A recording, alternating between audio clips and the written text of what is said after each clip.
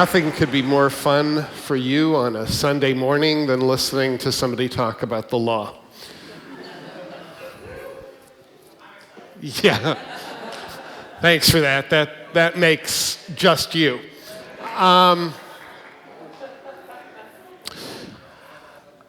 So here's what I've noticed and why I call this lawification.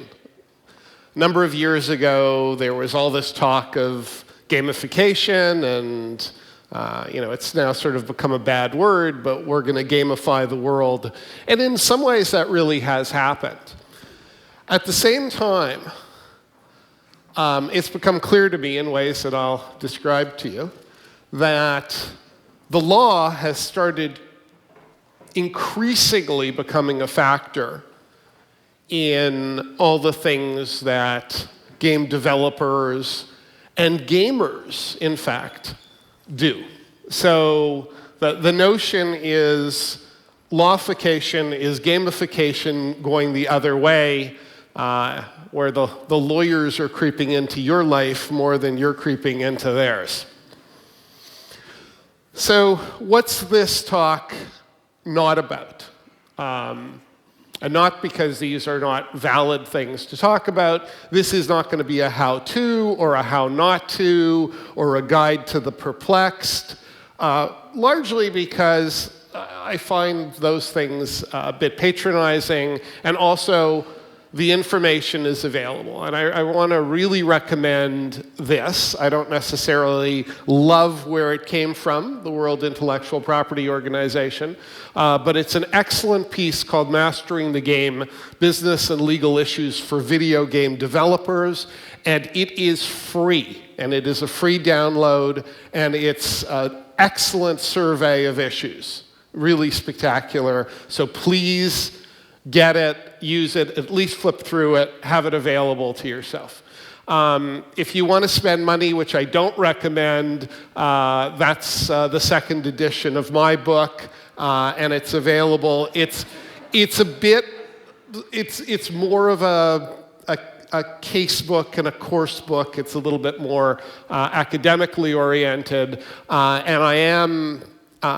Maybe I'll just go back for 1 minute, not because I want you to take pictures, but I do have sort of a nefarious plan to approach my publisher and see if I can put the first edition in some sort of public forum and build on that in a free way. And then the other thing,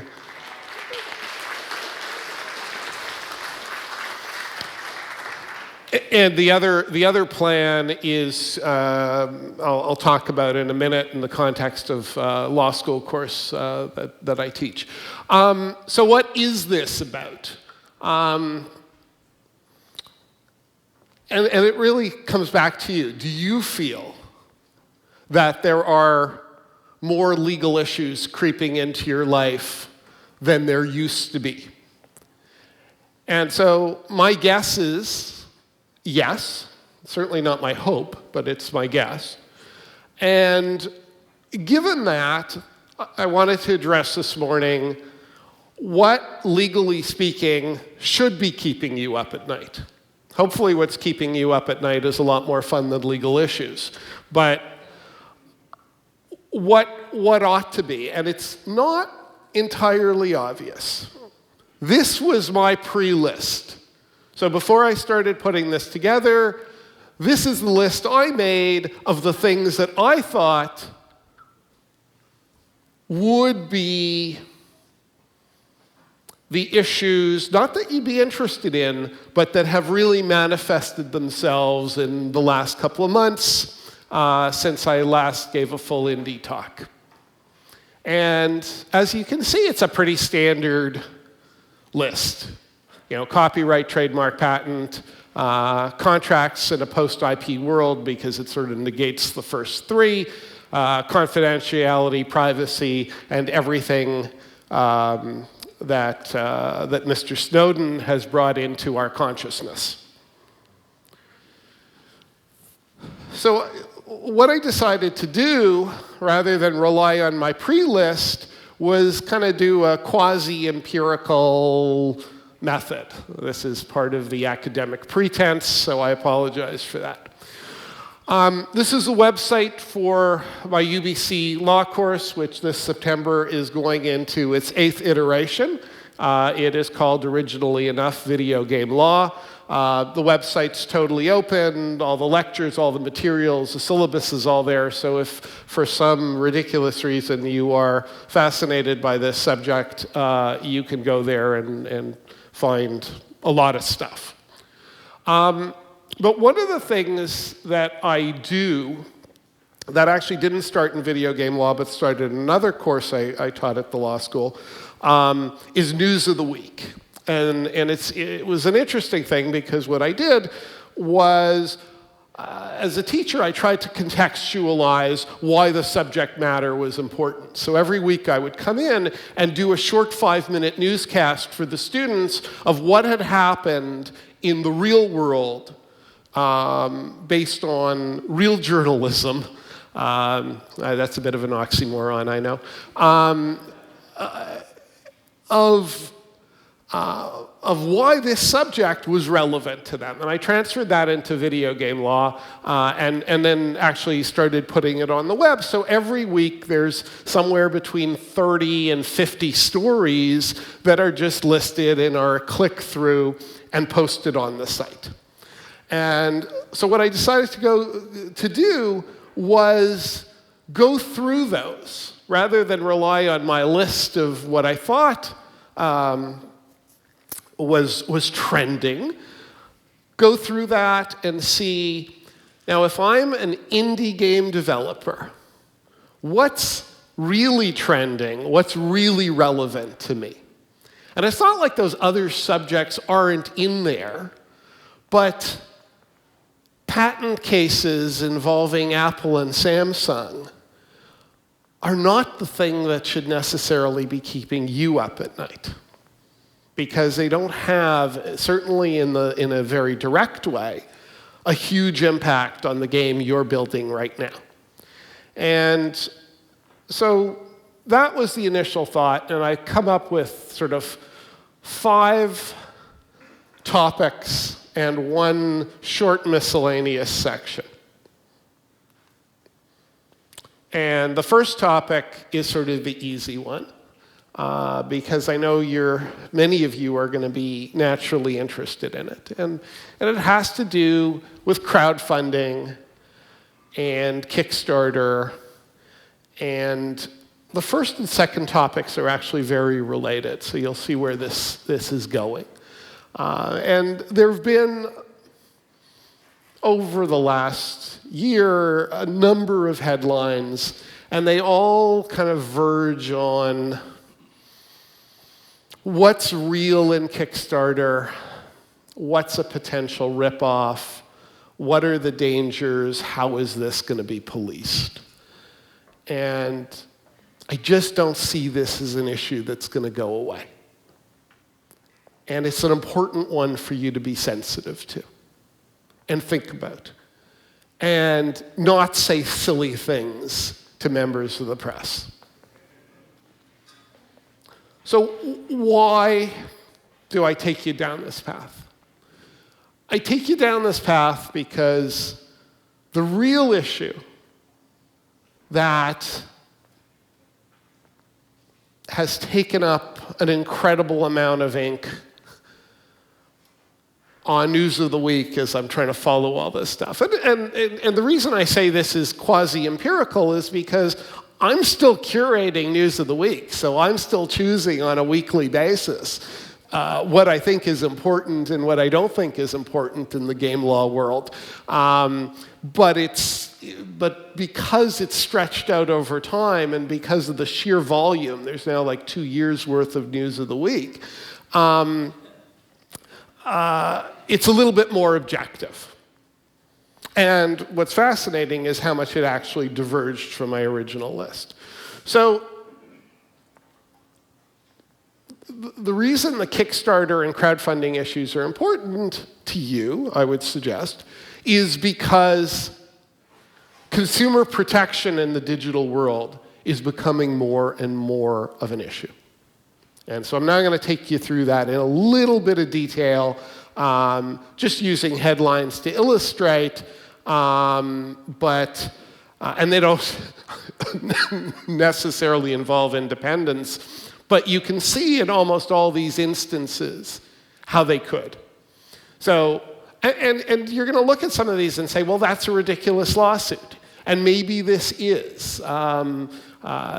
This is a representation about 1080p graphics that the person started a lawsuit saying, these graphics aren't what was promised to me. But you'll see where this goes. A lot of words like unfair or deceptive trade practices, codemasters having to return money because it built an iOS game that it then ported to PC, and that created an uproar in the community. I'm a sim racing guy, so I have sympathy for this. This is where it's really going. Now you've got the government involved. Now you have a regulator saying, calling Dungeon Keeper, which is a very interesting game in terms of how it's structured. Anyways, they're calling it free to play is misleading because it really isn't. So now we've dragged government into it. And this, to me, is actually, of all of them, the most interesting article, and I commend it highly. Kim Kardashian, Hollywood, and the viral oops. And what this article chronicles, if you haven't read it, is, and the author is very careful to never say this was intentional or unintentional, but just that it could be construed as intentional. A series of in-game occurrences that culminate in at least some people sending an email to all of their friends when they thought they were sending, announcing that they're playing the Kim Kardashian game, embarrassing enough. When they thought they were sending an in-game, not real email. And it's incredibly well worth reading, because these are the kinds of things, as you do your game design, you really, really have to think about. And why is this happening? You know why this is happening. It's happening because of big data and all of the publicity and pressures on that. And also, gee, what can I do with this? What can I do with this data? Can I do something interesting? So it's not all intentionally evil and manipulative.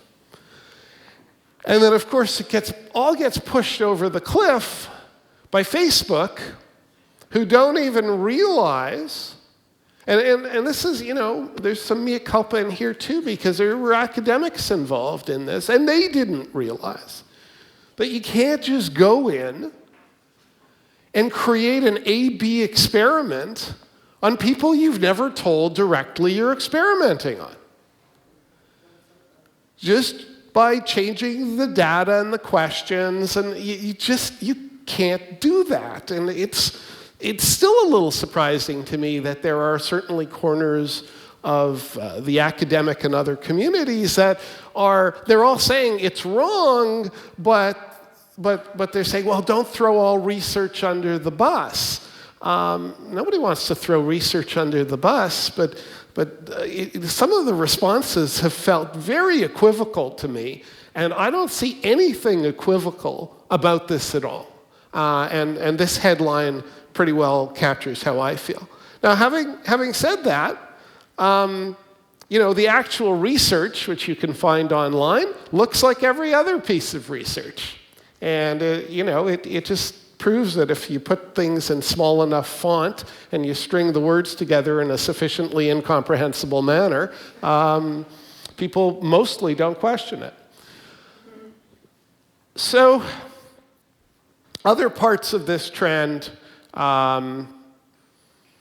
when games or other digital media have children as consumers, that ups the ante. That's the point of this slide. And so what's the reaction? It's like the EA game that we talked about earlier, where government got involved, where the British regulator got involved on Dungeon Keeper. And so here's your trend. Canada's privacy watchdog to press Facebook on emotional study. And this is also happening in the States. This is happening in the EU. Now you're getting consumer protests, not just about what Facebook did, but that was seen as part of a larger series of issues around use of information and data. And that in and of itself is seen as is being seen increasingly as a consumer right. And so when I talk about what should be keeping you up at night, the fact that you're using other people's data and information in some ways and tracking it, and maybe sometimes making it available to others as part of the games you're making, should keep you up at night. And what I worry about is that you're increasingly going to be asked to do this more and more. And, you do want to build more games, and you need money to do that. So there are all sorts of odd pressures, and they haven't been fully mediated yet. And all of this spills over into in-app purchasing, and this is where it is now in Germany. Actual guidelines, and these aren't just guidelines with respect to children. We've already had those, but this is just general guidelines. Now, this is not what is keeping you up at night. This is me being a little gratuitous, and this is what's keeping me up at night. And this is some of the legal research that I'm working on. But what I increasingly am thinking about is that the tools that are becoming available, not just in terms of immersive technologies, not just in terms of virtual reality, but what we know about the brain and what we know about manipulating the brain and using big data in the background of all of these things gets us to a point where we can start getting people to do what they actually don't want to do. And the danger that we can actually start programming people in a real way. So and it seems to me that because video games are always at the cutting edge of change, if this ever does happen, one of the first places it's going to happen is in a video game context. And I don't look at all of this as, well, gee, it would have to be some big company who would do this because it would cost a lot of money. My suspicion is that very smart people who are intending to work through some of these problems, it's not going to be a matter of budget. The tools are increasingly there. It may be a matter of having access to a lab, and you probably have more access to labs than, this crowd probably has more access to labs than people at EA, for example. Third issue, net neutrality. Huh? Really? Why in the world would net neutrality keep you up at night? So I've got a bit of a task in proving to you that you should care about this. I assume you all know, from a consumer perspective, the battle that Netflix is engaged in. And I'm going to guess that a lot of the people in this room are Netflix subscribers, with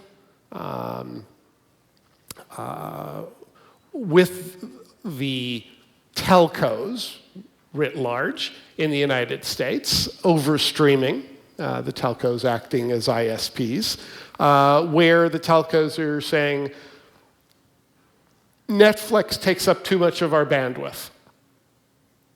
And so there needs to be a surcharge, or we're going to charge differently, or, and this is what's actually happening, we want an agreement with Netflix where they pay us more to distribute their product.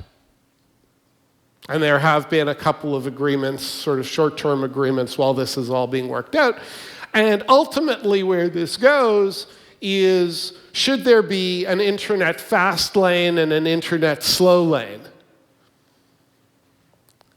And the slow lane is not necessarily slower than what we have now, but if you want really, really fast service, should you be paying a surcharge for it? And who should be paying the surcharge? Netflix or you? And since this is a very smart crowd, you know at the end of the day, it's you anyways. It's you as the consumer, even if it's through someone else, because the cost does get charged, does get passed back to you. This is not just an American issue. This is a Canadian issue. We also have a net neutrality regime. It is very much in play. And this is, in fact, a worldwide issue. I still haven't explained why it's important to you, other than as a Netflix user, but you probably figured that out. So we now have the American regulator directly involved in this issue, and we have the President of the United States involved. This is why it's relevant to you. I'm going to go a little bit off into left field. Anybody aware of the Amazon fight with Hachette, the publisher? Show of hands. All right, that's really good. So what you have here are three parties. You've got authors. Let's, for the sake of this argument, call authors video game developers. Let's call them indie video game developers. We have Amazon, who is a distributor in many ways and gets books of those authors to the public in an unbelievably efficient manner, thereby assuring that people are buying more books. You know, they make it very easy to buy books. And then you have a traditional publisher who's doing deals with the authors to publish their books. And an interesting sort of sidelight is that Amazon allows you to direct publish, so they can be a publisher too. So Amazon becomes a kind of Steam, and you can see the tension between Steam and sort of a traditional publisher like EA. And so if you want to put it into the world that you know best, you can see the players. And you can see, most importantly, the power struggle. And the power struggle plays out very often in an ugly way for the independent author. They're forced to choose sides. And really, we're dealing with gatekeeper issues. We're dealing with two gatekeepers that are fighting each other. And gatekeepers, this is about a technology called Arrow, where the gatekeepers won, and the U.S. Supreme Court kept a new technology from, in effect, seeing the light of day. But when you've got the gatekeepers controlling the outputs, then you as the authors, you as the indie game developers, really have to worry, even if that feels quite distant, because it's not. It's ultimately going to affect whether you're going to have to pay and what you're going to have to pay to get your game distributed, and whether there are going to be surcharges. And, do you really want to be asked how much bandwidth your game is going to use? And should it really be dependent on that? So this is, without engaging what side of the debate you want to be on, this is a debate and an issue in net neutrality that, should be keeping you up at night. So now, this is the political correctness portion of our program. When I look at, and again, these are self-selected and self-curated, when I look at what is the largest number of stories on News of the Week on the Video Game Law UBC website, it is social issues. And again, this runs when I think about what you guys need to think about. Don't send DMCA takedown notices because you don't like what people are saying about you. Don't be that prickly. That's the easy stuff. The much more difficult stuff is the embedded issues in the industry that legitimize prejudice. I don't know if that's the right way of putting it, or attempt to, or just embed it. And progress is being made the way progress, I think, is always made, taking things that are under the table and putting them on the table so that everyone can see it and realize that no one likes what they see.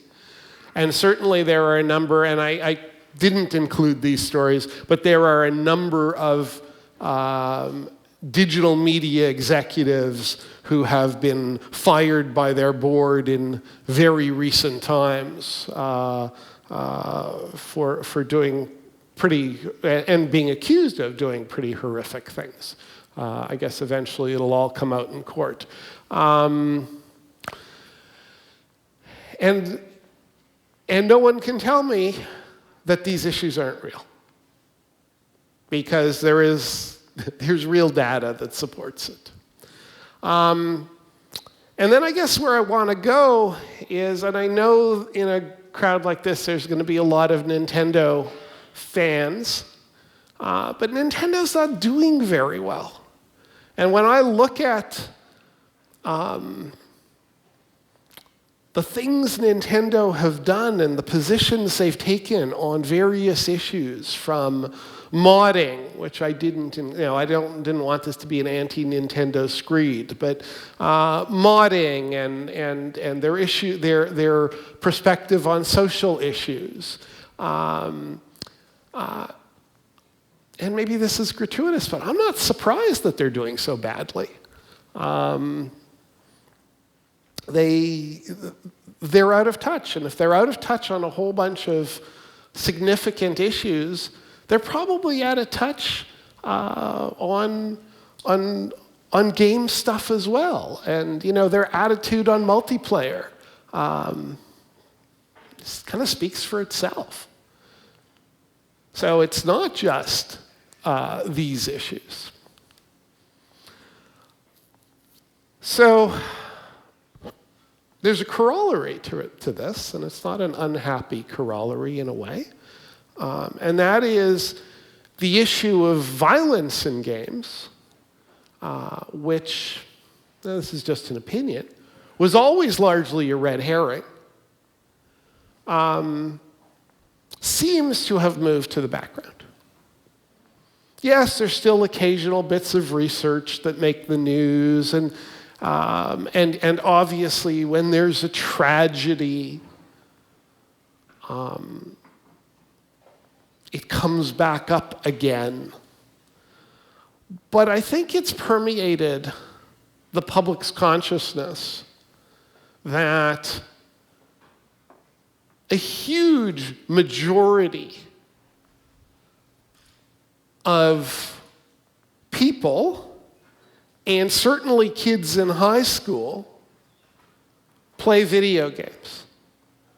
So that when a kid in high school does something that's awful, it isn't necessarily the video game that made him do it. That's a ridiculous proposition, because you can equally argue that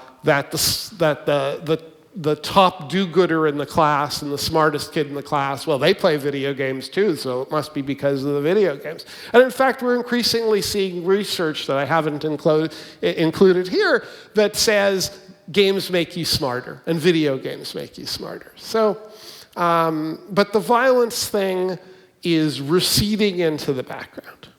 It's a less prevalent issue.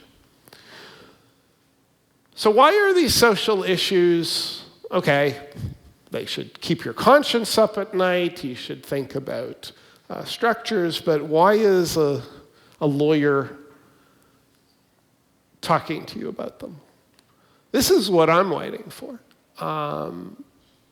The complaint to the BC Human Rights Tribunal, to do with video games, or to do with the structure of a video game company, or about how someone is treated.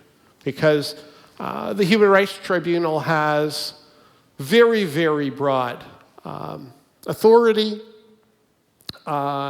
and looks into similar issues in other spheres. It just hasn't happened in our area, and I'm not wishing that it does.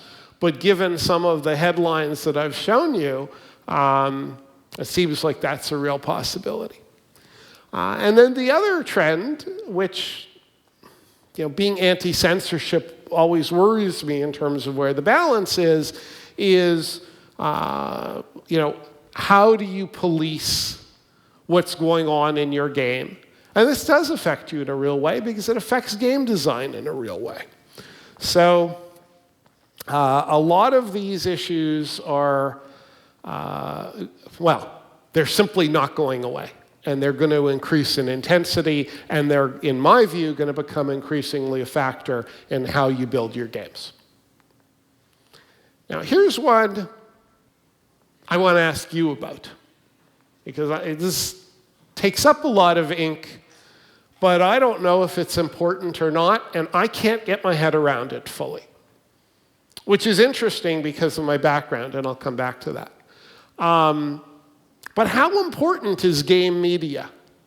How important is it that 20 million people watched on television a video game tournament? Those are pretty big numbers. And I can tell you from my background as a broadcaster, those are the kinds of numbers that people take notice of, and the fact that it was on ESPN2 people take notice of. So how important is this really? Because if it's important, having acted for radio and television stations and done tons of sports deals with, the Canucks, et cetera, sports broadcast deals, and knowing something about that, then there really are, this is a window on a huge amount of legal stuff. And headlines like this make me think it is important, even if I don't fully understand it. So I'm going to move on to the fifth topic, and I'm going to do this quickly. And this is the most surprising trend.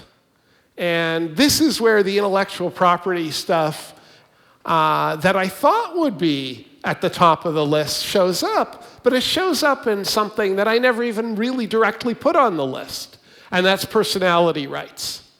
You're taking my personality. And this, we can do a whole sociological take on what the world looks like and why it is this way. But this headline says everything. Manuel Noriega sues Activision over Call of Duty video game character. I mean, really? How hungry are you to be back in the headlines? Lindsay Lohan sues maker of GTA 5 over lookalike complaints. And a good analysis of her position, the kindest thing you could say is it's a publicity stunt. There are lots of precedents, and these slides are borrowed from my last talk to Felindy. I don't know why that's loading slowly. But this issue goes back years.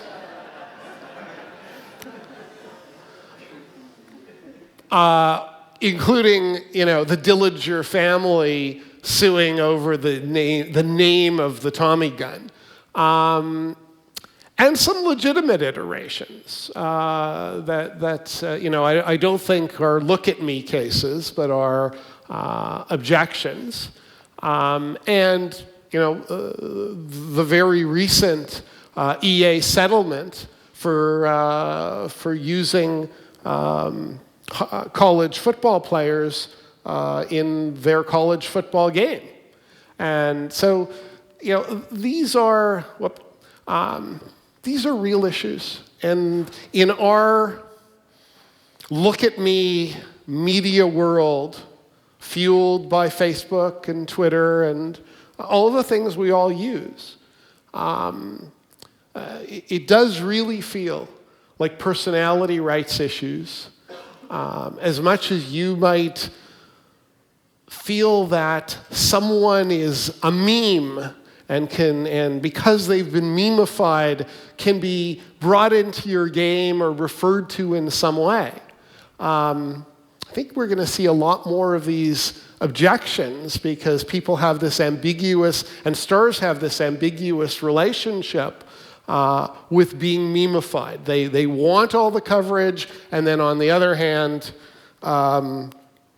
they also want to own it and profit from it. And it's funny that this has become as prevalent as it is. Two miscellaneous but related ones. This will make all of us shake our heads. And this speaks to a trend which you can also see in the Oculus Rift tale. And that is when something becomes successful and there's big money,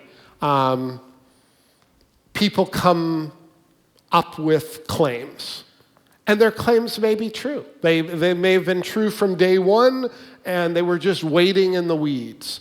And where that's really important, and it's hard to give the one bit of practical legal advice, make sure that everyone on your team knows what their rights are and what their rights aren't. And it doesn't have to be fancy, but if whether you use releases or everybody's included, but whatever you do with intellectual property and other rights, make sure that no one is unaccounted for, because that's where this stuff comes from. And then I'm just going to end on what I think, honestly, is the best headline of all time. What has replaced fear of violence? Video games that create political change. But you really get to the place, and I hope this presentation has made you reflect a little bit on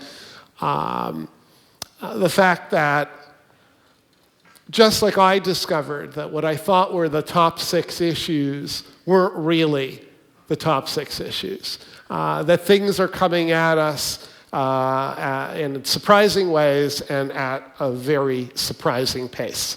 So thank you very much for listening.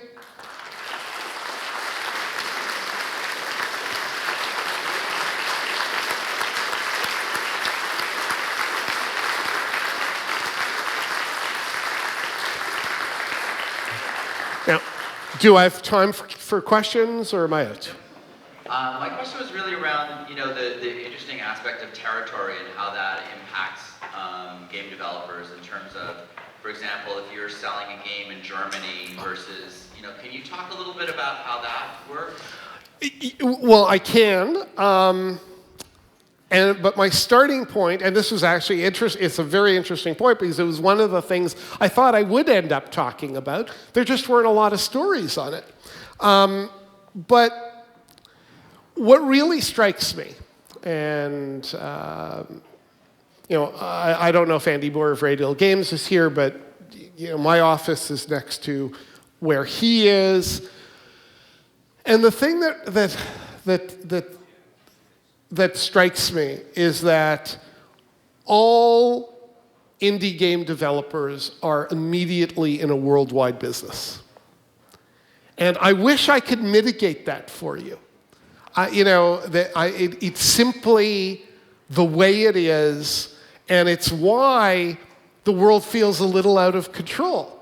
Because in the EU, you really should have, you almost must have your terms of service and and all the notices embedded in the game and not on some website that you link to through the game. So, and these rules are hugely divergent everywhere. And I don't know, other than, hopefully, and I didn't really get to this, so it's a bit of an excuse to come back to it. One of the things that we're going to try and launch on the UBC Law website this year is a student-driven wiki on video game law. And hopefully we can organize it in such a way that we'll keep track of these limitations. But the reality is there's domestic law all over the world. You may be a sole developer working all on your own in your basement on a game, and the way the world works, which is a wonderful thing, you're distributing worldwide, and you are therefore responsible for what happens in the world. Now, the reality is it's only Canadian law that can get you, so you don't have assets in Germany, and if you get sued in Germany, you may or may not attorn to the jurisdiction. You may or may not decide to let a default judgment go against you. So there are limitations on how this works in practice, but they're complicated and they're expensive and they require lawyers. And as much as I am one, I know that's not a good thing for you guys. So I wish I could give you a more satisfying answer other than to say, that one of the things that I really am seriously thinking about and want to do is in the 3rd edition of the video game law book, making it much more international and bringing in some co-authors, because it's necessary. Other questions? We have time for one more question. Make it good.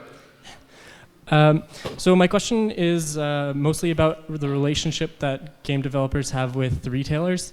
Especially, well, for example, there's examples of Amazon using A/B testing for selling books and other things like that. If you buy a game, and if you're logging onto Steam in North America, the prices are different than if you log onto Steam in Brazil. Yeah. But also there's things like the Humble Bundle, Steam sales, and all these things really driving down the prices of what you can charge for a video game.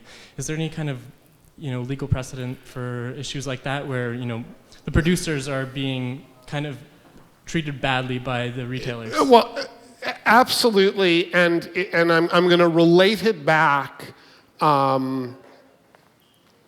little bit to the Netflix telco battle, That battle is about something called antitrust law.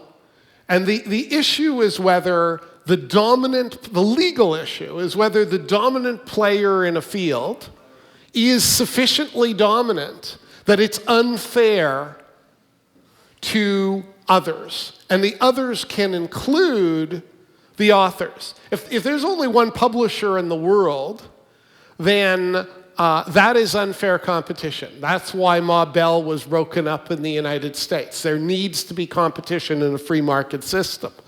So how these issues, yes, these issues hugely affect you as developers. And yes, there is a legal regime that answers it if a player is dominant and what the player does is unfair. And that's true in Canada, it's true in the United States, and those regimes, those antitrust, unfair competition regimes, basically live everywhere in the Western world. The problem is that it's clunky. It's not, it's a government-driven process. It can be political at times, but if you have a really specific complaint in Canada, we have something called the competition branch, and they take complaints and they look into whether what is happening in an industry segment is unfair, and unfair in particular because there's a dominant player. Now, where it becomes difficult, and I'm in no way alluding to the fact that all of the cell phone companies seem to have the same or similar plans, is where a group of players, none of whom individually are dominant, yet the market doesn't seem as free as it ought to be. That's where it becomes more difficult. And of course, in Canada, the CRTC and the competition branch, I'm sure, are looking at the cell companies all the time in this regard and starting to treat them a bit harshly. So it does happen, but it's not necessarily going to happen on the time frame that an indie developer wants it to happen. But you should, if you're being oppressed, you should absolutely complain.